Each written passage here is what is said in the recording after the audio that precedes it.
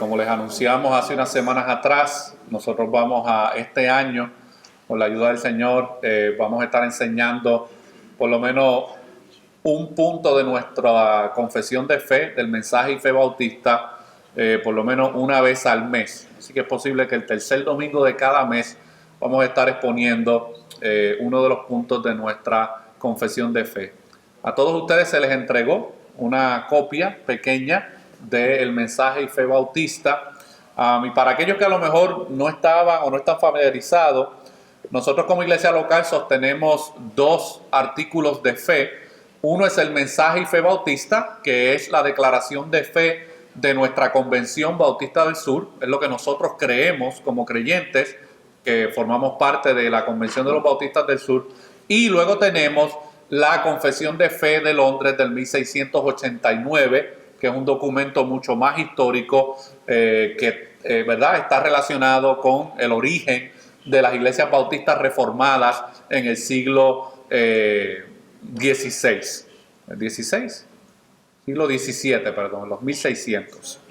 Así que nosotros vamos a comenzar a enseñar acerca de esto, mis hermanos, porque hay una situación que a mí y a otros pastores de nuestra convención nos preocupa. Y es que muchas de nuestras iglesias locales, y puede que inclusive hasta nosotros hayamos fallado en esto, no hemos enseñado de una manera clara y consistente lo que realmente nosotros creemos, en este caso como creyentes primeramente, y luego como bautistas, mis hermanos. Y aunque lo más importante es que usted sea hijo de Dios y sea creyente, pero usted pertenece, ¿verdad?, a un grupo de iglesias que se identifican como bautistas. Entonces creemos que es responsabilidad de nosotros como pastores instruir e informar a nuestra membresía acerca de estos temas. Usted no sabe la cantidad de miembros de nuestras iglesias bautistas del sur que se le pregunta: oye, ¿tú conoces el mensaje y fe bautista? Y tú te responderás de las respuestas. ¿Qué es eso? Es de las más comunes. ¿Qué es eso? ¿Con qué se come eso?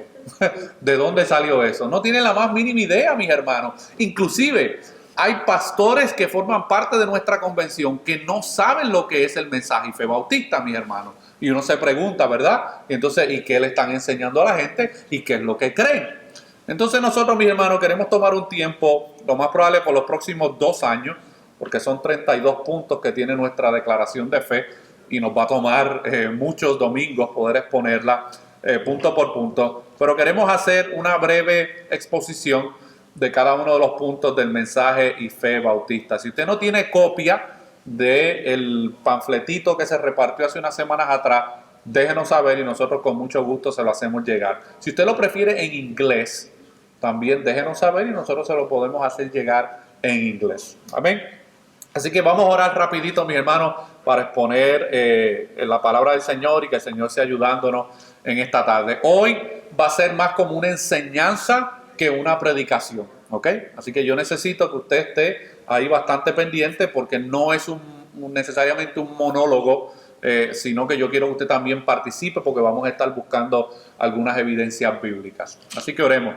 Padre, te damos gracias por la oportunidad que nos das en esta hermosa tarde de poder exponer algo de tu palabra. Te pedimos que tú nos ayudes, Señor, a seguir cimentando nuestras vidas primeramente en lo que tú has revelado en tu palabra, pero también que nos ayudes a crear y seguir trabajando en el fundamento doctrinal y bíblico de esta comunidad de fe, Señor. Que podamos ser una comunidad de fe que tiene claras cuáles son sus convicciones bíblicas, y que no solamente las creamos, sino que también podamos enseñarlas a aquellas personas que están en nuestro hogar, y que podamos enseñárselas también a otras personas que necesitan el conocimiento bíblico en sus vidas. Señor, ayúdanos, danos la concentración necesaria en esta tarde para poder seguir aprendiendo de tu palabra, Señor. Te lo pedimos en el nombre de Jesús. Amén y amén. Y el tema que vamos a estar viendo hoy es el tema de la doctrina de las Escrituras, que es el primer punto que aparece en el mensaje y fe bautista, mis hermanos. Y esto es lo que dice ese primer punto. Por si alguno de ustedes no lo tiene con usted, ahí en el proyector va a aparecer lo que aparece en el primer punto del mensaje y fe bautista. Y dice de la siguiente manera: la Santa Biblia fue escrita por hombres divinamente inspirados, y es la revelación que Dios hace de sí mismo al hombre. Es un tesoro perfecto de instrucción divina. tiene a Dios como su autor. Su propósito es la salvación y su tema es la verdad, sin mezcla alguna de error. Por tanto, toda la Escritura es totalmente verdadera y confiable. Ella revela los principios por los cuales Dios nos juzga y por tanto es y permanecerá siendo hasta el fin del mundo el centro verdadero de la unión cristiana y la norma suprema por la cual toda conducta, credos y opiniones religiosas humanas deben ser juzgadas. Toda la Escritura es un testimonio de Jesús, quien es él mismo el centro de la revelación divina. Así que cuando nosotros nos acercamos a este tema de las Escrituras y de la revelación de Dios, nosotros tenemos que entender que en la teología hay algo que se llama la revelación general y hay algo que se llama la revelación específica.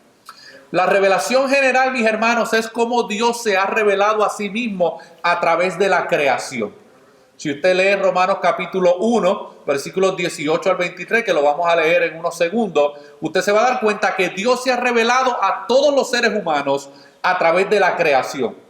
Y esto responde a la pregunta que muchas personas hacen: bueno, ¿y entonces qué hacemos con los indios que están metidos en la jungla, que nunca han ido a una iglesia, nunca han visto una Biblia, nunca han escuchado a un predicador? ¿Cómo ellos tienen conocimiento acerca de Dios y cómo serán juzgados por sus vidas?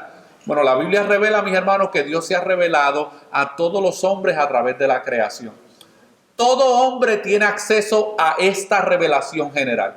No importa en qué país viva, qué lenguaje hable, en qué jungla se encuentre metido, en qué época de la historia humana vivió, todo hombre que ha nacido tiene acceso a esa revelación general de Dios, que es el testimonio de la creación. Y la función de toda revelación de Dios, en esencia, es proclamar su gloria y llamar al hombre para que le adore. Ese es el propósito de la revelación general. Y si usted me acompaña rapidito a estos dos pasajes, uno se encuentra en el Salmo 19, versículos 1 al 4, para que veamos cómo Dios se ha revelado, mis hermanos, por medio de la creación. Salmo capítulo 19, versículos 1 al 4. Miren lo que dice: los cielos cuentan la gloria de Dios y el firmamento anuncia la obra de sus manos. Un día emite palabra a otro día y una noche a otra noche declara sabiduría. No hay lenguaje ni palabras, ni es oída su voz, porque por toda la tierra salió su voz y hasta el extremo del mundo sus palabras. Obviamente esto hace alusión al momento de la creación, cuando Dios habló, mis hermanos, y todas las cosas fueron creadas. Así que de cierta manera, mis hermanos, nosotros los creyentes sí creemos en el Big Bang. ¿Han escuchado esa expresión, Big Bang? Nosotros creemos en el Big Bang. Dios habló y ¡bam! Se crearon todas las cosas, mis hermanos. Okay, no el Big Bang de los ateístas o de la ciencia incrédula, sino el acto bíblico de que Dios habló y todas las cosas fueron creadas por medio de su palabra. Ahora, Pablo habla en Romanos capítulo 1, versículos 18 al 23 y confirma esta realidad de la revelación de Dios a través de la creación, mis hermanos.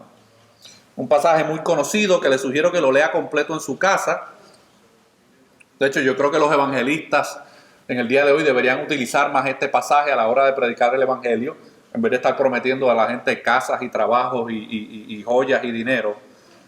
Pero miren lo que dice Romanos capítulo 1, versículos 18 al 23. Porque la ira de Dios se revela desde el cielo contra toda impiedad e injusticia de los hombres que detienen con injusticia la verdad.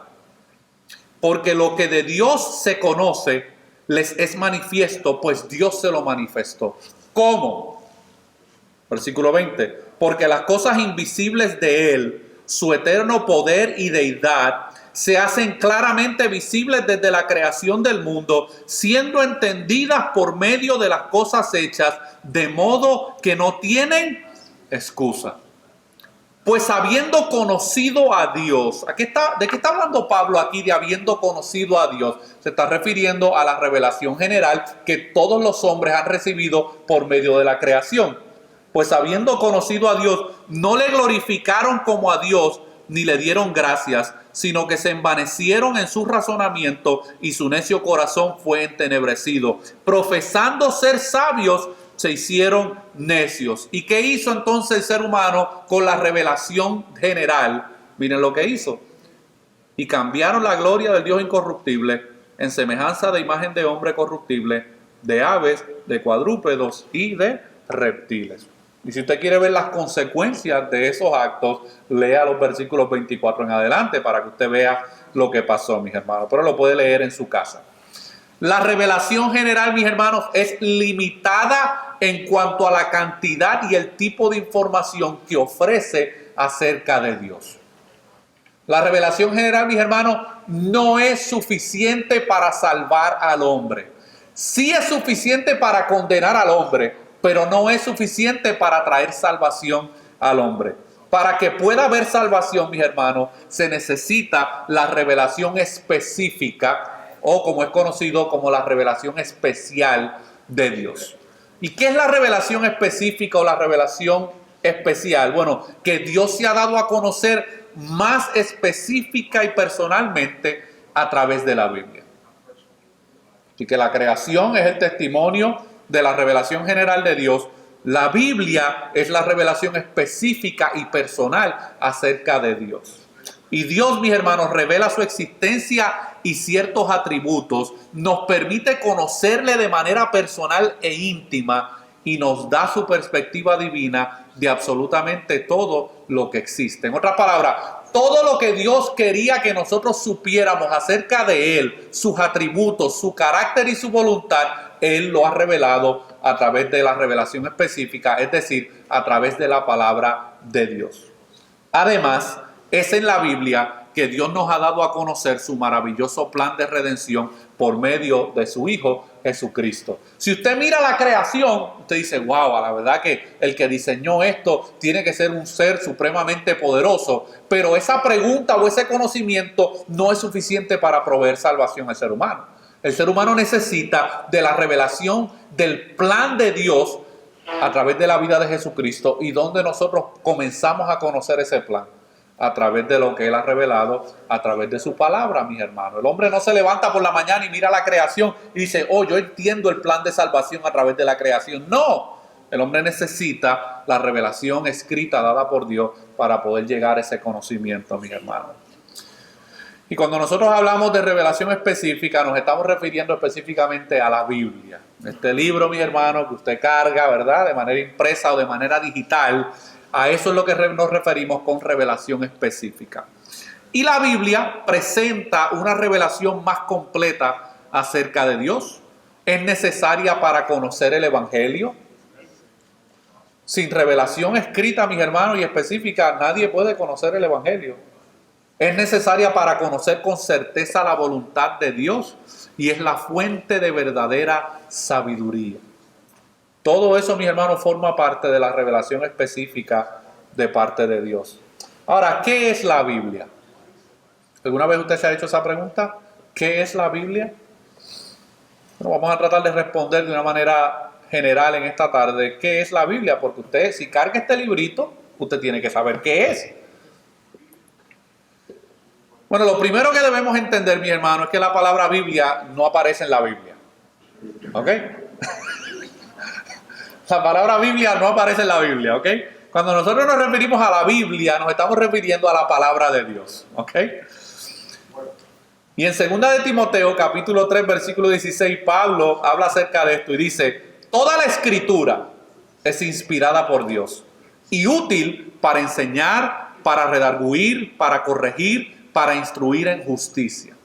Así que Pablo reconoce que toda la escritura, todo lo que Dios ha revelado de manera escrita a través de su palabra, es inspirada por Dios, viene de parte de Dios y tiene unos propósitos específicos. ¿Y cuáles son esos propósitos?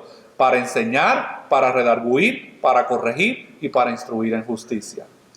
La Biblia son 66 libros que forman un solo libro, divididos en Antiguo y Nuevo Testamento, 39 libros pertenecen al Antiguo Testamento y 27 libros componen el Nuevo Testamento, y fue escrita por más de 40 personas a través de la historia que fueron inspiradas por Dios. Entre los escritores de la Biblia había un cobrador de impuestos, había un pastor, había un médico, habían pescadores, habían profetas, y en fin, mis hermanos, Dios usó a muchas personas distintas en diferentes lugares, épocas y tiempos para comunicar su palabra escrita. Fue escrita más o menos en un periodo de 1500 años, desde que comenzó el registro de la revelación específica hasta su culminación, aproximadamente entre el año 95 al año 100 después de Cristo, por el apóstol Juan, que fue el último libro que fue reconocido como parte de la revelación específica, que es el libro de Apocalipsis. Y el tema de toda la escritura es uno en específico: Jesucristo es la respuesta a todas las necesidades de la humanidad. Y cuando usted comienza, mis hermanos, a leer la Biblia, usted tiene que leer la Biblia con estos espejuelos. Jesucristo es la respuesta a todas las necesidades de la humanidad. Ese es el tema central que nosotros encontramos a la luz de toda la Escritura. Ahora, la Biblia tiene una composición, ¿ok? La Biblia tiene una composición que nosotros necesitamos comprender. Y hay algo en la composición de la Biblia que se llama el canon. ¿Cuántos de ustedes han escuchado ese término, el canon? ¿Ok? Bueno, el canon viene de la palabra griega que significa instrumento o vara de medir. Entonces, ¿a qué nosotros nos referimos cuando hablamos del canon de las Escrituras? Bueno, es la colección de 66 libros que llenaron los requisitos de autenticidad y que fueron reconocidos por la iglesia primitiva como autoritarios y como revelación infalible de Dios hacia el hombre. Así que cuando nosotros hablamos del canon de las Escrituras, nos estamos refiriendo al instrumento o la vara de medir, no literal, sino a los instrumentos que se utilizaron para reconocer qué libros formaban parte de la revelación específica de Dios. Porque hubo otros libros que se escribieron que lamentablemente no se pudieron confirmar ni su autoría, ni de quién vinieron. Habían mensajes contradictorios en su contenido, y por ende los cristianos del primero, segundo y tercer siglo no pudieron reconocer esos libros como inspirados por Dios, porque no llenaban ciertos requisitos para que formaran parte del canon bíblico. Ahora, el primer canon que se desarrolló fue el canon del Antiguo Testamento, ¿verdad? Porque es el primer registro que tenemos de la revelación de Dios. Y ese canon del Antiguo Testamento ya había sido estipulado por parte de la comunidad judía mucho antes de que Cristo, mis hermanos, viniera en su ministerio terrenal. Luego el canon del Nuevo Testamento, mis hermanos, pasó por un proceso de confirmación y de verificación hasta que en el año 367 después de Cristo, luego de un proceso intenso, mis hermanos, de confirmación y de verificación, se declararon los 27 libros del Nuevo Testamento como inspirados y reconocidos por los creyentes a través de la historia. Ahora, ¿cuáles eran los requisitos para formar parte del canon bíblico? ¿Por qué nosotros tenemos 27 libros del Nuevo Testamento y no tenemos 40? Bueno, había un proceso, había unos requisitos que los creyentes habían reconocido y establecido para darle autenticidad y autoridad a esos textos bíblicos que ellos habían recibido, como la carta a los Romanos, la carta a los Gálatas, primera y segunda de Tesalonicenses. Todas las cartas que tú ves en el Nuevo Testamento pasaron por un proceso de verificación y habían unos requisitos específicos. El libro tenía que haber sido escrito por un hombre de Dios. No podía ser un pagano, mis hermanos. No podía ser una persona que odiara a Dios. Tenía que ser por un hombre de Dios, que fuera confirmado por actos de Dios, que dijera la verdad acerca de Dios y que hubiese venido en el poder de Dios y que fuera aceptado por la gente de Dios. Así que cuando los que se sentaron, mis hermanos, a realmente ver qué cartas o qué libros contaban con la inspiración necesaria o la inspiración de Dios, ellos, mis hermanos, estos fueron parte de los requisitos que utilizaron para determinar la autoridad del texto bíblico. Tenía que haber sido un hombre de Dios, confirmado por actos de Dios, que dijera la verdad acerca de Dios y que hubiese venido en el poder de Dios y que fuera aceptado por la gente de Dios. Ahora, ¿qué gente es esa? ¿Tú y yo? No. Nosotros vinimos 2000 años después, mis hermanos. Esta gente de Dios se refiere específicamente a los creyentes del primero y segundo siglo, que fueron los que recopilaron todos estos manuscritos para poder verificar su inspiración.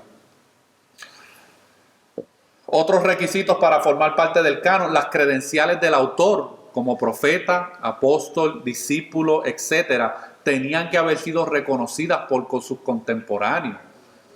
Una iglesia no podía recibir una carta. Mira, aquí encontramos aquí una carta de un Bartolomé o de un Raúl.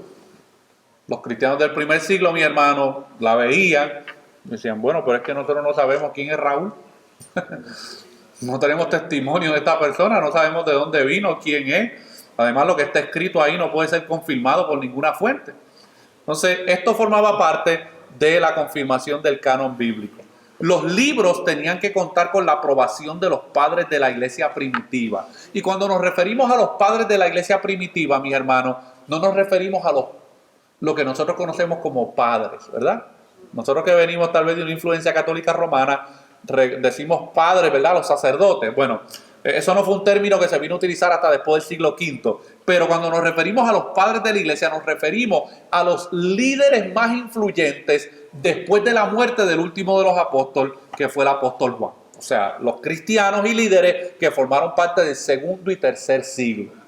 Unos 100, 200 años después de la muerte de Jesucristo. Esos son los padres de la iglesia. Y luego haber sido presentados a la comunidad de creyentes y ser aceptados por ellos. Así que hubo un proceso, mis hermanos, de confirmación y de verificación del texto sagrado. ¿Okay? Hay muchos detalles acerca de esto y simplemente estoy dándole como un breve resumen de esto para que usted tenga una idea de la composición de la Biblia. Porque tú te vas a encontrar personas que rechazan la autoridad de la Biblia, rechazan las escrituras y tú necesitas tener una respuesta acerca de esto. Así que cuando hablamos del canon, mis hermanos, es bien importante que usted entienda esta frase. Estos libros no son inspirados porque son canónicos. Canónicos nos referimos al proceso de evaluación y de verificación. Estos libros no son inspirados porque son canónicos, sino que son canónicos porque son inspirados. Lo que le da la inspiración al texto bíblico no es la confirmación de otros creyentes en el futuro acerca del texto, no. Ya el texto es inspirado por Dios independientemente de la canonicidad que hayan recibido 2 o 3 siglos después. Y el canon, mis hermanos, como les dije, fue declarado cerrado por el Concilio de Cartago en el año 397 después de Cristo. Por eso es que en todas las Biblias no hay ningún otro libro después del libro de Apocalipsis. Y si usted se encuentra alguna Biblia por ahí que tenga más libros después del libro de Apocalipsis, descártela. ¿Ok? Porque por los pasados, mis hermanos, 2000 años, los cristianos han reconocido estos libros y luego del Apocalipsis no ha habido más revelación escrita de parte de Dios. La Biblia se divide en 2 testamentos, Antiguo Testamento y Nuevo Testamento, 39 en el Antiguo, 27 en el Nuevo. Nosotros encontramos en el Antiguo Testamento la ley, que son los primeros 5 libros. Luego le siguen los libros de historia, donde presentan la historia del pueblo de Israel. Ahí usted va a encontrar 12 libros. Luego encuentra los libros de sabiduría, Salmos, Job, Proverbios, Eclesiastés, Cantares. Luego encuentra los profetas mayores y los profetas menores. Ahora, no son profetas mayores y menores porque tenían más edad que otros. No, es por el contenido del libro y la duración del ministerio de estos profetas. Por eso es que son conocidos como profetas mayores o profetas menores. Luego en el Nuevo Testamento encontramos 4 evangelios, encontramos un libro histórico que es el libro de los Hechos, encontramos 13 cartas paulinas que fueron escritas y confirmadas por Pablo, encontramos 8 cartas generales y encontramos entonces la última carta del Nuevo Testamento, que es el Apocalipsis, o también conocido como el libro de la Revelación. Ahora, cuando nosotros hablamos de la Biblia, nosotros tenemos que entender varios términos que forman parte del por qué nosotros creemos que la Biblia es la palabra de Dios.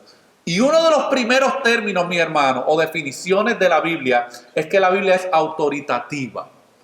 ¿Qué quiere decir eso? Bueno, que es la autoridad final. Ella tiene la última palabra. A veces en nuestras conversaciones nosotros podemos decir, no, es que yo opino. no es que yo creo, no es que yo pienso. Bueno, la Biblia, mis hermanos, para el creyente y para la iglesia es la autoridad final. Ella tiene la última palabra. Nosotros podemos opinar muchas cosas, pero cuando nosotros vemos el texto, nosotros ¿qué solemos decir? No, porque la Biblia dice. ¿Qué es lo que queremos decir con esa afirmación? Cállate la boca, que es más importante lo que la Biblia dice que lo que tú puedas opinar. La Biblia es inspirada, mis hermanos. ¿Qué significa eso de inspirada? Bueno, que es respirada, es expirada, sale de Dios. De la misma manera, mis hermanos, que Dios expiró al hablar a la hora de crear todas las cosas. De esa misma manera, mis hermanos, Dios supervisó lo que estos autores humanos estaban escribiendo y fue respirada y expirada de parte de Dios. Aleluya. La Biblia también, mis hermanos, es inerrante. Esto es un término muy importante en el día de hoy, que significa que no contiene error. Y especialmente los jóvenes que están aquí, ustedes se van a enfrentar a un mundo que a lo mejor nosotros hace 20, 30 años atrás no teníamos tal vez la misma situación, pero en nuestras escuelas y en nuestras universidades, lo primero que se pone en duda y cuestionan es la inerrancia de la Biblia. Y tú te vas a encontrar personas que te van a decir, no, la Biblia de ustedes está llena de errores. Y a lo que ellos se están refiriendo, mis hermanos, es a las posibles variantes textuales que pueden surgir en el texto bíblico cuando se van copiando los manuscritos a través de la historia. Tú vas a encontrar, por ejemplo, una variante textual en un texto bíblico específico, donde a lo mejor en vez de decir Jesucristo, el escriba que estaba haciéndole copia al manuscrito, en vez de escribir Jesucristo, escribió Cristo Jesús. Eso es una variante textual. ¿Significa eso que Jesucristo ha dejado de ser quien es porque se escribió Cristo Jesús en vez de Jesucristo? No, Él sigue siendo la misma persona, pero en la copia de los manuscritos y especialmente tal vez en las traducciones que se han desarrollado a través de los años, sí pueden haber variantes textuales, pero las variantes textuales no les restan autoridad, ni inspiración, ni confirmación al texto bíblico original. La Biblia es infalible, mis hermanos, no puede errar en lo que asevera o afirma. Miren lo que dice Pedro en su segunda carta, segunda de Pedro 1:19. Usted está, mis hermanos, agarrando una clase de seminario aquí en 45, 50 minutos. ¿Ok? De hecho, hay un meme por ahí que dice, si no tienes dinero para ir al seminario, agárrate una pelea con un calvinista. Y vas a aprender algunas cositas. Dice segunda de Pedro 1:19, mis hermanos. Dice... Estoy en la segunda carta. Sí, segunda de Pedro 1:19. Sí, discúlpeme. Dice, tenemos también la palabra profética más segura, a la cual hacéis bien en estar atentos, como una antorcha que alumbra en lugar oscuro, hasta que el día esclarezca y el lucero de la mañana salga en vuestros corazones, mis hermanos. Pedro reconocía, mis hermanos, que por encima de cualquier mensaje que alguien pueda recibir de parte de Dios, por encima de cualquier profecía que alguien pueda decir que viene de parte de Dios, Pedro le dice a estos creyentes, ustedes tienen la palabra profética más segura. ¿Y a qué palabra profética más segura se estaba refiriendo? A la revelación escrita de parte de Dios. La Biblia también es suficiente, mis hermanos, no necesitamos otra revelación. Por eso es que los protestantes, mis hermanos, solamente reconocen la Biblia como su autoridad final. Muchas de las otras religiones del mundo utilizan la Biblia, pero también tienen otros libros que forman parte de los valores doctrinales de esas comunidades. Por ejemplo, los mormones tienen los libros de José Smith, los testigos de Jehová tienen los escritos de Charles Taze Russell, los adventistas tienen los libros de su profeta Elena de White, en adición a las escrituras. Nosotros los cristianos, mis hermanos, entendemos que la Biblia, todo lo que tenemos aquí, los 39 libros del Antiguo Testamento y los 27 libros del Nuevo Testamento, son suficientes para revelarnos todo lo que Dios quería revelar a nuestras vidas. Joel Beeke dice, Dios ha hablado y su palabra escrita es la Biblia. Puedes conocer a Dios y escuchar hoy su voz leyendo las páginas de su libro. Y como dice el tan amado Justin Peters, si tú quieres escuchar a Dios, lee la Biblia en voz alta. Y estarás escuchando a Dios, mis hermanos. Wayne Grudem, que es un hermano muy reconocido en la academia teológica, miren lo que él dice acerca de la Biblia. Puesto que la Biblia afirma que es la misma palabra de Dios, mi hermano, Dios no necesita explicarse al ser humano. ¿Ok? Él lo hace por voluntad propia, pero Él no necesita ni le debe al hombre explicación alguna. Pero, puesto que la Biblia afirma que es la misma palabra de Dios, debemos procurar entenderla. Hay gente que dice, no, yo creo en la Biblia, pero no la entiendes. Entonces, parte del proceso de nosotros decir, la Biblia es la palabra de Dios, es entenderla. Debemos procurar entenderla, porque al hacerlo estamos entendiendo a Dios mismo. De la misma manera debemos procurar confiar en ella, porque al hacerlo estamos confiando en Dios. A veces decimos, Señor, ayúdame a confiar en ti, pero nunca leemos su palabra, pues entonces ¿en qué vamos a confiar, mis hermanos? Si la fuente de confianza viene de lo que Él ha revelado en su palabra, Él ha revelado ahí quién es Él. Entonces, si estamos experimentando, mis hermanos, momentos de mucha incredulidad en nuestra vida, estoy casi seguro que se debe a la poca lectura y entendimiento que hay de la Biblia en nuestras vidas. Y dice Wayne Grudem, finalmente debemos procurar obedecerla, porque al obedecerla estamos obedeciendo al Dios mismo. De nada nos sirve decir, yo creo que la Biblia es la palabra de Dios, y luego vivir, mis hermanos, todo el tiempo desobedeciendo esa revelación que Él ha dado. Ahora, la Biblia tiene varias funciones, mis hermanos. Las Escrituras tienen varias funciones. Número uno, la Biblia nos equipa para la vida. Miren lo que dice en varios textos bíblicos. El salmista dice en el Salmo 119:11, en mi corazón he guardado tus dichos. ¿Para qué? Para no pecar contra ti. Aleluya. Y entendamos, mis hermanos, esta ilustración. Mientras más pecado hay en nuestra vida, es porque lo más probable hay menos conocimiento y obediencia de la palabra de Dios. Mientras más conocimiento de la palabra de Dios hay en nuestras vidas, mayor obediencia debe haber, por ende, menos pecado va a haber en nuestra vida. El escritor a los Hechos, en Hechos 20:32 dice, y ahora, hermanos, os encomiendo a Dios y a la palabra de su gracia, que tiene poder para sobreedificaros y daros herencia con todos los santificados. Ese es el poder que tiene la palabra de Dios, mi hermano. Sobreedifica nuestras vidas espirituales. Y Pablo en Romanos 15:4 dice, porque las cosas que se escribieron antes, para nuestra enseñanza se escribieron, ¿con qué propósito? A fin de que por la paciencia y la consolación de las Escrituras tengamos esperanza. Así que la Biblia, mis hermanos, nos equipa para la vida, pero también la Biblia nos prepara para el ministerio. Si usted va conmigo a Efesios capítulo 4, versículos 11 al 12. Efesios capítulo 4, versículos 11 al 12, mis hermanos. Miren lo que Pablo dice aquí acerca de cómo Dios lleva a cabo su plan en la iglesia. ¿Y cuál es el propósito, mis hermanos, de ciertas personas en el contexto de la iglesia? Miren lo que dice Efesios capítulo 4, versículos 11 y 12. Y Él mismo, hablando de Cristo, constituyó a unos apóstoles, a otros profetas, a otros evangelistas, a otros pastores y maestros. ¿Con qué propósito? A fin de perfeccionar a los santos. ¿Quiénes son los santos? Los creyentes. A fin de perfeccionar a los santos, ¿para qué? Para la obra del ministerio, para la edificación del cuerpo de Cristo, mis hermanos. ¿Y cómo se lleva a cabo esta edificación? Para que los santos, en este caso todos los creyentes que están en este lugar, puedan hacer la obra del ministerio a través de la enseñanza de la palabra de Dios, mis hermanos.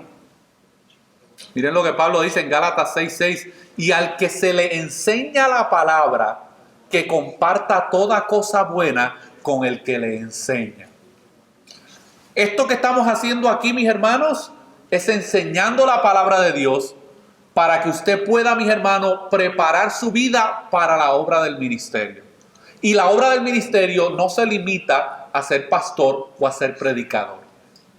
Porque el propósito de esta preparación, mis hermanos, no es que tú prediques. Hay gente que Dios los ha llamado a predicar, pero hay muchas otras maneras, muchos otros dones y capacidades que Dios le ha dado a la iglesia para que los creyentes en comunidades de fe hagan la obra del ministerio.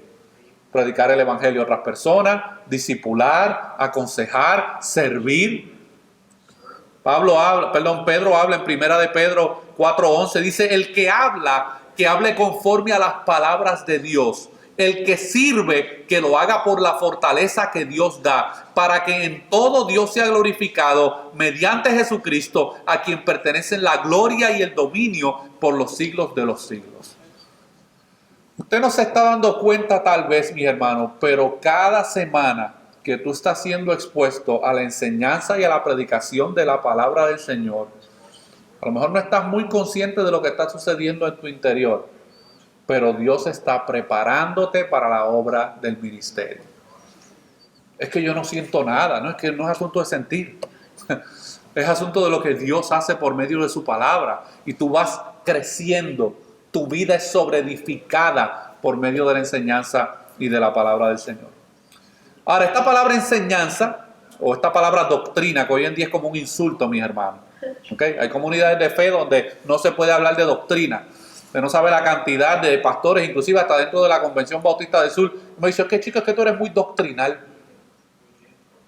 No se queda pensando, bueno, ¿y a qué se están refiriendo, verdad? Porque ¿qué es la palabra doctrina? Enseñanza, del griego didascalia. Digo, bueno, pues entonces, si la doctrina es la enseñanza, ¿qué es lo que tú le predicas a tu gente? Porque cada vez que tú te paras en ese púlpito, tú debes estar enseñándole doctrina bíblica, enseñanza bíblica. Y esa palabra no me la inventé yo, ni se la inventó Juan Calvino. Se la inventó la Biblia misma, mi hermano, Dios mismo. Mira lo que dice 1 Timoteo 4:16.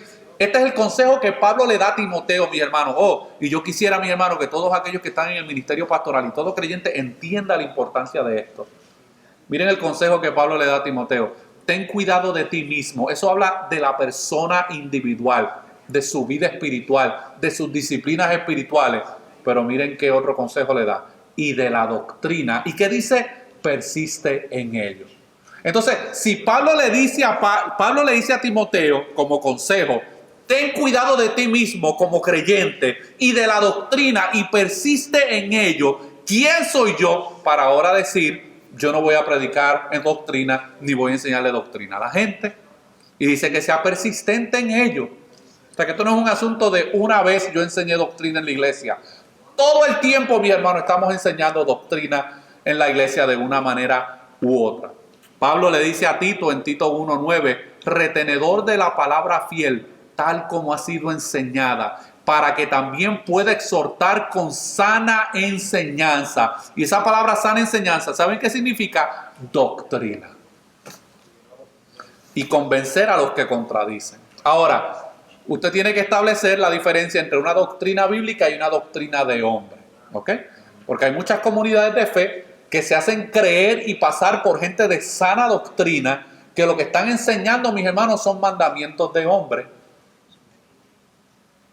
Que si el hombre no puede tener barba, que si la mujer no puede usar pantalones, que si la mujer no se puede maquillar, que si no se puede ir a la playa, que si no se puede ir al cine, que si no se puede ir al parque. Todo eso son doctrinas de hombre, mis hermanos. No son doctrinas bíblicas.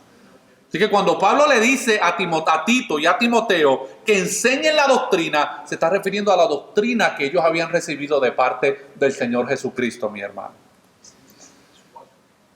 Ahora, ¿cuáles son los resultados de la mala doctrina? Porque si hay una buena doctrina, si hay una sana enseñanza, es porque lo opuesto es ¿qué?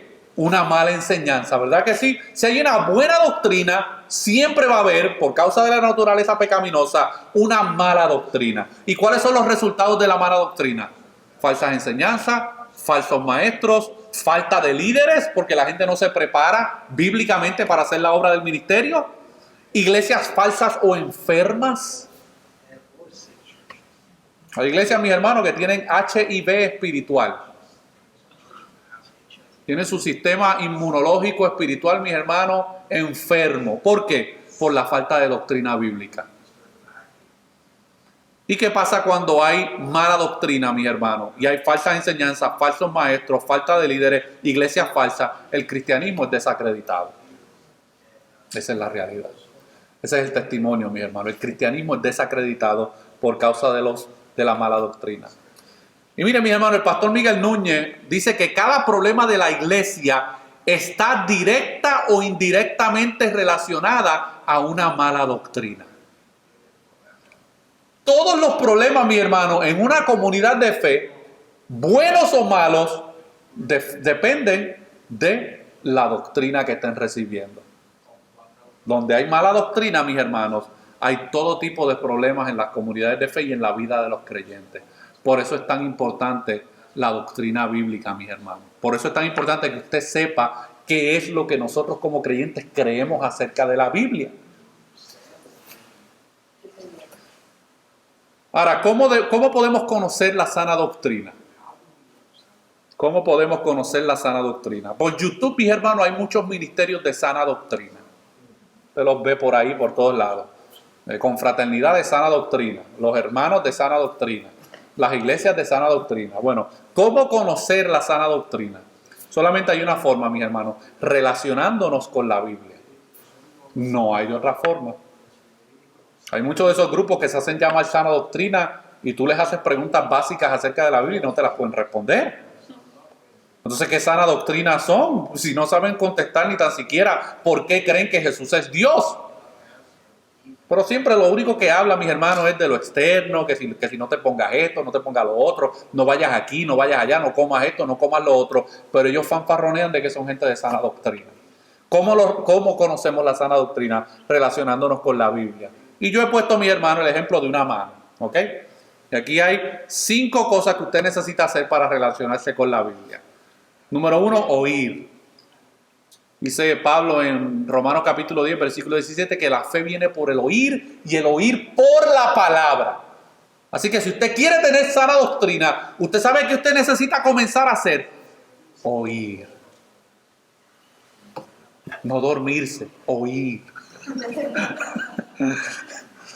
Necesita leer. Y a los hispanos nos encanta leer. Necesitamos leer, mis hermanos. Necesitamos estudiar. Necesitamos memorizar y necesitamos meditar. Miren lo que, vamos a ver algunos pasajes bíblicos, mis hermanos, de cada uno de estos puntos. Oír, escuchar. Escuche, mis hermanos, la palabra de Dios de todas las formas posibles que usted pueda. A través de la radio, a través de la predicación aquí, a través de YouTube. Escuche Radio Faro de Gracia, deje de estar escuchando Máxima 95.6. Escuche Radio Faro de Gracia, mis hermanos. Escuche la palabra de Dios siendo predicada y enseñada. Miren lo que dice Marcos 4:23. Es un anuncio no pagado, les voy a enviar la factura.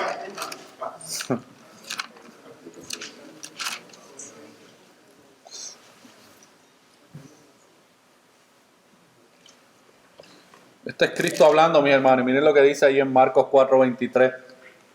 Y recorrió Jesús toda Galilea, enseñando en las sinagogas de ellos y predicando el evangelio del reino y sanando toda enfermedad y toda dolencia en el pueblo de Dios. Perdón, estaba leyendo en Mateo, es en Marcos, discúlpenme. Marcos 4:23. Me equivoqué, mis hermanos, discúlpenme, me emocioné. Dice, si alguno tiene oídos para oír, oiga. Y hay una gran diferencia, mis hermanos, entre el oír y escuchar. Yo puedo ahora mismo estar oyendo, y de hecho yo oigo el sonido de ese proyector, pero yo no le estoy prestando atención, pero yo lo estoy oyendo. Y nosotros, mis hermanos, al acercarnos a la Escritura, no es cuestión de oír, ay sí, por ahí están predicando, oh sí, mira, el pastor está diciendo esto, no es escuchar. Eso habla de poner atención, prestar atención. Romanos 10:17, porque la fe viene por el oír, y el oír, ¿por qué? Por la palabra. Fíjate que el texto no dice la fe viene por el oír y el oír la palabra. Eso no es lo que dice. Dice la fe viene por el oír y el oír por la palabra. Es decir, es la palabra de Dios siendo predicada y siendo expuesta la que nos abre la capacidad para poder entender lo que Dios ha revelado.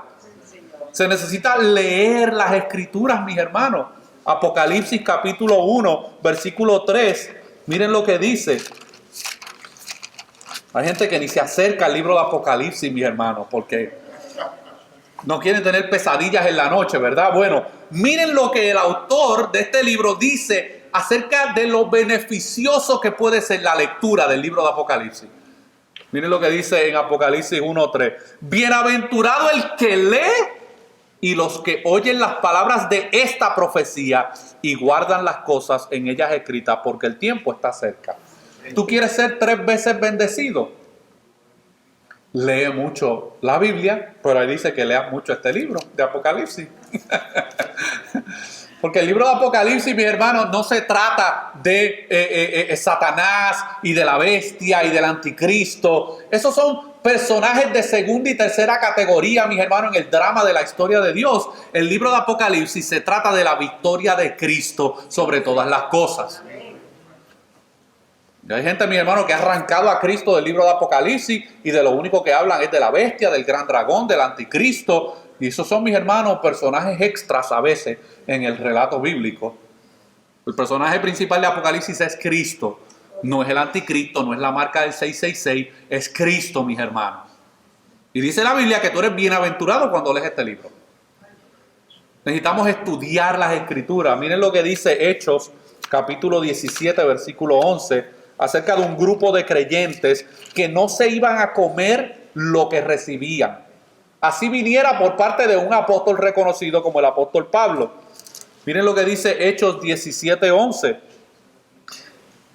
Hablando de un grupo de creyentes, dice, y estos eran más nobles que los que estaban en Tesalónica, pues recibieron la palabra con toda solicitud, escudriñando cada día las Escrituras para ver si estas cosas eran así.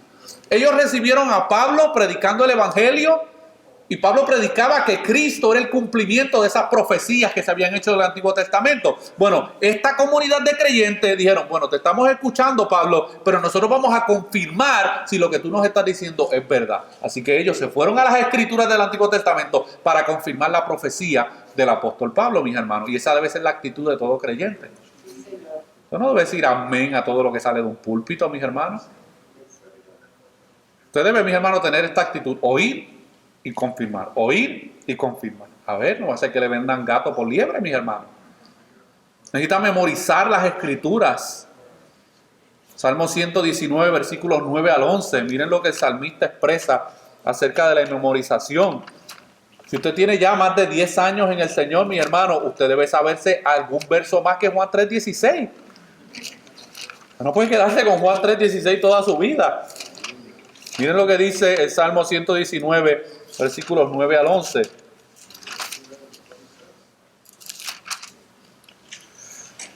Dice, ¿con qué limpiará el joven su camino? Con guardar tu palabra. Con todo mi corazón te he buscado. No me dejes desviarme de tus mandamientos. En mi corazón he guardado tus dichos para no pecar contra ti. Necesitamos meditar en las Escrituras. Miren lo que dice el Salmo 1, versículos 2 al 3.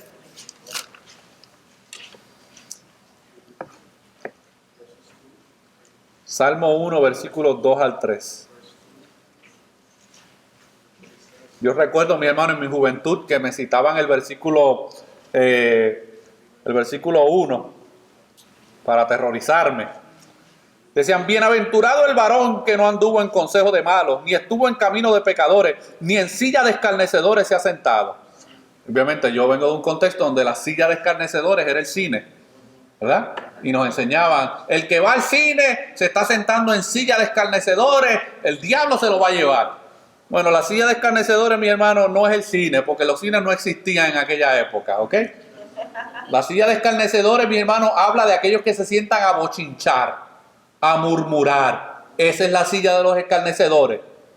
Dice, bienaventurado el varón que no anduvo en consejos de malos, ni estuvo en camino de pecadores, ni en silla de escarnecedores se ha sentado, sino que en la ley de Jehová está su delicia, y en su ley medita de día y de noche. ¿Y cuál es la consecuencia de esa meditación? Será como árbol plantado junto a corrientes de agua, que da su fruto en su tiempo, y su hoja no cae, y todo lo que hace prosperará. Y la quinta forma, mis hermanos, en que nosotros debemos relacionarnos con la Biblia es aplicar la Escritura. Aplicar lo que hemos oído, lo que hemos leído, lo que hemos estudiado, lo que hemos memorizado y lo que hemos meditado. Si no hay aplicación, mis hermanos, somos, como dice Santiago, oidores olvidadizos, no somos hacedores de la palabra. Y la aplicación es sumamente importante. Miren lo que dice Lucas capítulo 6, versículos 46 al 49.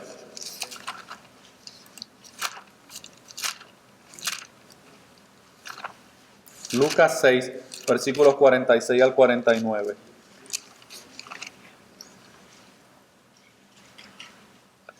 Dice, ¿por qué me llamáis Señor, Señor, y no hacéis lo que yo digo? Todo aquel que viene a mí y oye mis palabras y las hace, os indicaré a quién es semejante. Semejante es al hombre que al edificar una casa cavó y ahondó y puso el fundamento sobre la roca. Y cuando vino una inundación, el río dio con ímpetu contra aquella casa, pero no la pudo mover porque estaba fundada sobre la roca. Mas el que oyó y no hizo, en otras palabras, el que oyó y no aplicó, mas el que oyó y no hizo, semejante es al hombre que edificó su casa sobre tierra sin fundamento, contra la cual el río dio con ímpetu y luego cayó, y fue grande la ruina de aquella casa, mis hermanos. Por eso, lamentablemente, muchas personas que hacen profesión de fe, mis hermanos, no tienen un buen fundamento bíblico en sus vidas porque no se dejan enseñar un buen fundamento bíblico. Nunca están. Que aparecen de 1000 en 100, mis hermanos. No leen sus Biblias, no las estudian, no hacen preguntas acerca de lo que no entienden. Por ende, cuando vienen las pruebas y las situaciones a su vida, mis hermanos, ¿qué pasa? Se derrumban, mis hermanos. Se derrumban porque no tienen un buen fundamento doctrinal en sus vidas. Pablo dice en 2 de Timoteo capítulo 2 versículo 15, procura con diligencia presentarte a Dios aprobado, como obrero que no tiene de qué avergonzarse. Pero mira lo que debe hacer para no avergonzarse, que maneja con precisión la palabra de verdad. Si usted trabaja en algún lugar donde usted usa sus manos constantemente, usted tiene que estar utilizando ciertas herramientas de trabajo, con el uso de esa herramienta, tú comienzas a manejar esa herramienta con mayor precisión, ¿verdad que sí? La comienzas a manejar mejor, tienes mejor dominio de la herramienta que tienes en tus manos. Lo mismo sucede con la palabra de Dios, mis hermanos. Mientras más yo la oigo, mientras más yo la leo, mientras más yo la estudio, mientras más yo la memorizo, mientras más yo la aplico, con mayor precisión yo voy a manejar la palabra de Dios en mi vida. Y esto nos lleva, mis hermanos, a uno de los principios de la Reforma Protestante, que es la sola Escritura. Y la sola Escritura es la palabra de Dios, es la máxima autoridad en materia de fe y práctica. Por tanto, nada que contradiga la revelación de Dios puede regular la vida del creyente. ¿Y usted sabe por qué muchas veces hay falta de discernimiento en la vida de muchos creyentes? Porque no tienen el conocimiento bíblico necesario para poder mantenerse firme ante el error. Y les venden, mis hermanos, cualquier cosita y no saben discernir. Les pasa como el cuento de Caperucita Roja y la abuelita y el lobo. El lobo anda vestido de la abuelita y Caperucita Roja no logra reconocer que lo que tiene ahí es un lobo y no la abuelita. Muchas veces, mis hermanos, cuando no tenemos la sola Escritura como fundamento en nuestras vidas, cualquier otra revelación que escuchemos por ahí, no las tragamos, mis hermanos. Y después comenzamos a sentir los efectos de esa mala enseñanza en nuestras vidas. Algunos de ustedes me han testificado, mis hermanos, y yo también se los he testificado a muchos de ustedes, que mucha mala enseñanza en mi vida, mis hermanos, nos hizo mucho daño en nuestro crecimiento espiritual y en nuestra formación como discípulos. R.C. Sproul dice, creemos que la Biblia es inerrante porque proviene de Dios mismo. Es impensable considerar que Él pueda cometer un error. Por tanto, es imposible que su palabra contenga errores. Esta es nuestra fe. Podemos confiar en la Biblia porque podemos confiar en Dios. Y como Dios es un Dios santo, justo, perfecto, lo que Él ha comunicado como su revelación es santa, es perfecta y es justa. Y concluyo con esto, mis hermanos. La meta no es solo que dominemos las Escrituras, sino que las Escrituras nos dominen a nosotros. Ese es el propósito de la Escritura, mis hermanos. No es que nosotros dominemos las Escrituras, que podamos simplemente con el mover de los dedos rápido caer, aquí está Jeremías, aquí está Apocalipsis. Eso no es el propósito, mis hermanos. Si logras ese manejo de las Escrituras, excelente. Pero lo más importante es que la revelación específica de Dios nos domine a nosotros. Eso es lo que realmente importa. De nada nos sirve decir que somos bautistas y que la palabra de Dios escrita, mis hermanos, no domine nuestras vidas. Porque tú no eres salvo por ser bautista o metodista o pentecostal o wesleyano. Tú eres salvo por cuanto tú haces lo que Jesucristo dijo aquí en Lucas 6:46. ¿Por qué me llamáis Señor, Señor, y no hacéis lo que yo digo? Sobre eso está nuestro fundamento, mis hermanos. Que somos bautistas y estamos en una comunidad de iglesias bautistas, eso es otra historia, mis hermanos. Pero que sepamos qué es lo que nosotros creemos acerca de la palabra de Dios, por qué creemos que la Biblia es la palabra de Dios. Amén. Oremos. Padre, te damos gracias por este tiempo que tú nos das de poder compartir tu palabra. Señor, bendice de manera especial tu palabra expuesta. Y sé tú sobreedificando sobre cada una de nuestras vidas a través del conocimiento de tu palabra, y que tú despiertes en nuestros corazones, en nuestra mente y en nuestra voluntad tu palabra escrita, Señor. Que podamos cimentar nuestras vidas cada día más y más en tu palabra, Padre. Damos gracias por este tiempo que nos has regalado. En el nombre de Jesús. Amén y amén.